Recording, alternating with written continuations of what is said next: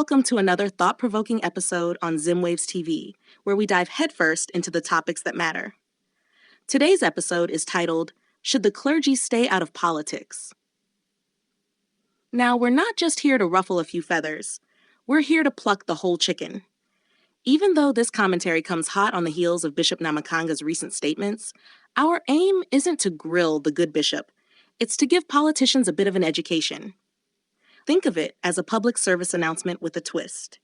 We're here to remind our leaders that, contrary to popular belief, politics is very much the clergy's business. Yes, you heard that right. It's not just their business.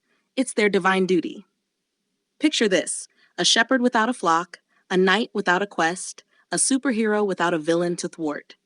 Just as absurd, right? Our beloved clergy have a calling to protect the vulnerable, fight for justice, and yes, rebuke the wayward in authority. And guess what? It's not a sin. It's a calling from God. So buckle up, folks. We're about to embark on a journey filled with divine duties, righteous rebukes, and a bit of holy humor. This episode isn't just for the faithful. It's for our esteemed politicians who need a gentle reminder, or maybe a not-so-gentle nudge, that the pulpit and the political arena are not as separate as they might hope. Grab your popcorn, sit back, and let's get into why the clergy stepping into the political ring isn't crossing the line. It's drawing one. It's high time as a church we leave politics to politicians. Let us leave politics business to politicians.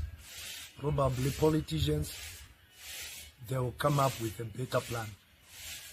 So we as the church, or should I say I as a preacher, I'm resorting to preach the gospel of our Lord Jesus Christ. May God bless you, and may God bless Zimbabwe. In recent news, Bishop Namakanga has reportedly decided to step away from political involvement to focus solely on preaching Jesus. Now, this might sound like he's opting for a quiet life of hymns and Sunday sermons, but it raises some serious questions. After all, what's a shepherd without a flock to protect? It's worth noting that the statement was reportedly forced and made to protect him and his loved ones, highlighting the difficult circumstances under which some individuals feel compelled to act. But still, let's dive into the role of our good bishop and why he might want to reconsider putting his feet up just yet. And hey, if politicians are so keen on sticking to their lanes, maybe they should stop showing up in churches for votes when election season rolls around. Just a thought. The Bible teaches that preaching Jesus isn't just about proclaiming his name like you're trying to win a shouting contest. It's also about embodying his teachings, which include advocating for justice, protecting the vulnerable, and giving wayward leaders a piece of your mind. Preaching Jesus isn't just an excuse to stand on a pulpit and bellow out sermons. It's about walking the talk. Let's break down these holy duties. Protecting the vulnerable. Proverbs 31:8-9 says, "Speak up for those who cannot speak for themselves, for the rights of all who are destitute. Speak up and judge fairly. Defend the rights of the poor and needy." In other words, if you see someone getting bullied, don't just stand there like a garden gnome. Speak up.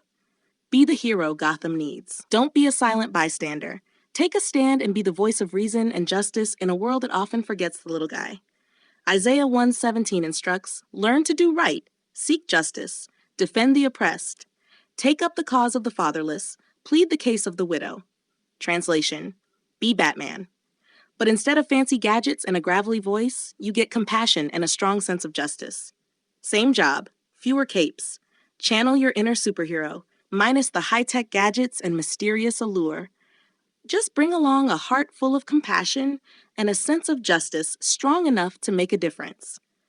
James 1:27 emphasizes that religion that God our Father accepts as pure and faultless is this: to look after orphans and widows in their distress, and to keep oneself from being polluted by the world. So, pure religion isn't about the size of your hat or how long you can hold a note during hymns. It's about helping those in need and not acting like a jerk. Simple enough, right? Genuine faith isn't about flashy shows or impressive displays. It's about rolling up your sleeves and helping those who need it most without turning into a self-righteous twit. Fighting for the rights of the people. Micah 6:8 reminds us, He has shown you, O mortal, what is good. And what does the Lord require of you? To act justly and to love mercy and to walk humbly with your God. Micah's basically saying, be a decent human being. Don't be a diva, be humble, be kind, and do the right thing even when no one is watching. No reality TV stardom needed. It's a simple recipe. Be just, love mercy, and stay humble. No need for a grandiose public persona, just do good because it's the right thing to do. Jeremiah 22:3 says, This is what the Lord says, do what is just and right, rescue from the hand of the oppressor, the one who has been robbed. Do no wrong or violence to the foreigner, the fatherless, or the widow, and do not shed innocent blood in this place. Translation, don't be a bully, and don't let bullies get away with it. Be a superhero for the oppressed without needing to wear your underwear on the outside. It's a call to be the defender of the downtrodden, the champion of the voiceless.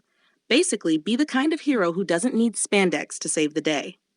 Psalm 82:3-4 calls on us to defend the weak and the fatherless, uphold the cause of the poor and the oppressed, rescue the weak and the needy, deliver them from the hand of the wicked. So basically, be the knight in shining armor without the dragon slaying part, or with it, if that's your thing. Step into the role of the valiant protector, the one who stands up for the helpless. Whether or not there's a dragon involved is entirely up to you. Rebuking wayward leaders. Ezekiel 3:18 warns, When I say to a wicked person, you will surely die, and you do not warn them or speak out to dissuade them from their evil ways in order to save their life, that wicked person will die for their sin, and I will hold you accountable for their blood. This is like getting a divine reminder that if you see something, say something. Don't let evil people continue their wicked ways.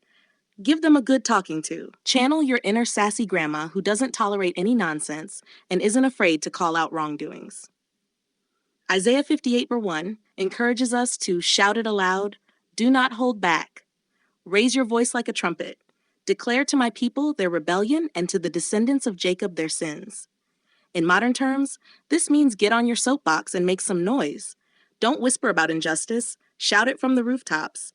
Be the town crier of truth, the loudspeaker of justice. Don't hold back your voice when it's needed most. Finally, 2 Timothy 4:2 advises us to preach the word, be prepared in season and out of season. Correct, rebuke, and encourage with great patience and careful instruction. It's saying, be ready at all times. Whether it's Christmas morning or a random Tuesday afternoon, be ready to correct, rebuke, and encourage. Just do it with the patience of a saint and the precision of a Swiss watch. Keep your preaching game on point, stay vigilant, and always be ready to deliver a well-timed pep talk or a stern warning, depending on what's needed. In Zimbabwe, where political and social challenges persist, the role of religious leaders like Bishop Namakanga is crucial. Apostle Talent Chiwenga, known for his fearless stance against injustice, serves as a powerful example of a clergyman who actively confronts oppression despite the risks involved. In a land of turmoil and strife, figures like Apostle Talent Chiwenga stand tall, showing us what true courage looks like, even when the odds are daunting. Stepping away from political involvement, as Bishop Nyamakanga has done, can be seen as a withdrawal from a critical aspect of his religious duty. The gospel calls for action and justice, not just words.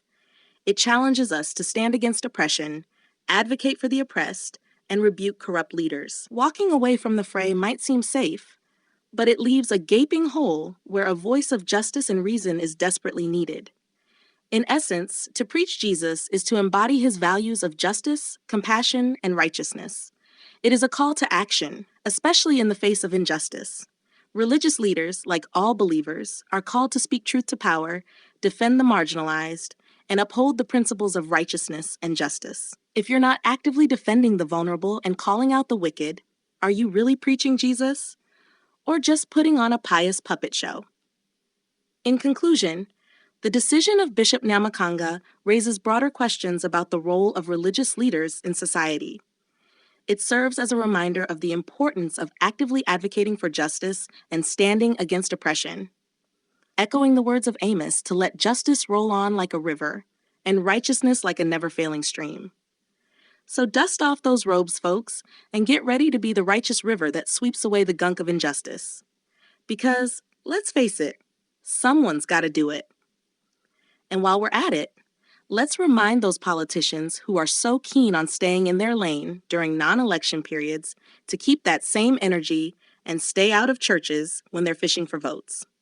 If the pulpit isn't for politics, then the politicians can take a pew or stay home. And there you have it, folks. We've journeyed through the divine duties of our clergy, poked fun at the notion of a politics-free pulpit, and served up some righteous rebukes with a side of humor. Remember, standing up for justice and calling out the wayward isn't just a hobby for the clergy. It's their calling from God. So the next time someone tells them to stick to preaching, they can remind them that preaching justice and rebuking injustice is part of the divine job description. As we wrap up, let's take a moment to appreciate the rich history of religious leaders who have bravely stepped into the political arena, not just recently, but stretching back over a century. These champions of justice have led the charge for liberation and equality since the 1900s. Icons like Reverend Ndabaningisi Tole, the founding president of ZANU-PF, who played a pivotal role in the liberation struggle. It's worth noting the irony that this very party now threatens pastors who dare to speak out. But Reverend Sitole was not alone.